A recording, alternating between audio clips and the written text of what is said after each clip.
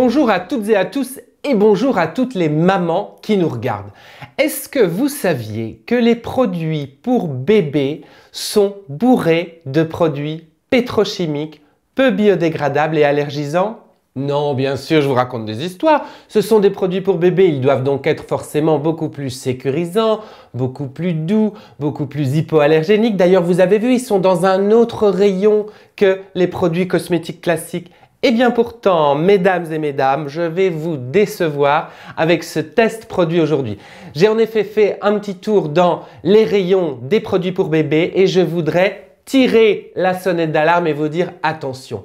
En effet, lorsque vous achetez un produit pour bébé, que ce soit ici par exemple une huile de massage ou alors une crème toute douce pour le change, mais aussi un gel lavant, un produit moussant pour le bain, s'il vous plaît, retournez les emballages et lisez les formules.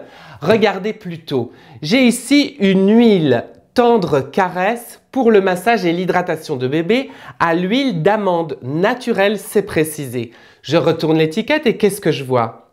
Ingrédients, Paraffinum liquidum. Bah oui, de la paraffine liquide dérivée de pétrochimie.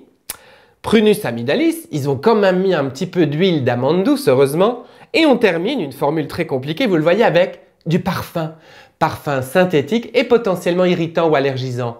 Alors si c'est pas dommage, de même avec cette crème toute douce, crème douce, soin complémentaire doux, en gros qu'on peut utiliser pour toutes sortes, pour hydrater bébé après le bain, après le change, je retourne l'étiquette et là, la formule est plus compliquée, on commence avec de l'eau, aqua, Paraffinum liquidum, on la retrouve, cette bonne vieille paraffine dérivée de pétrochimie.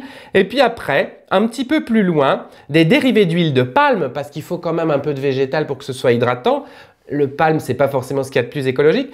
Des polyéthylène glycol, on en a déjà parlé sur l'essentiel de julien.com. Ce sont des ingrédients chimiques qui sont pas forcément parmi les plus doux. De l'EDTA, un petit peu d'acide citrique et on termine évidemment avec, je vous le donne en mille, du phénoxyéthanol, du méthylparabène et de l'éthylparabène, des conservateurs hautement polémiques.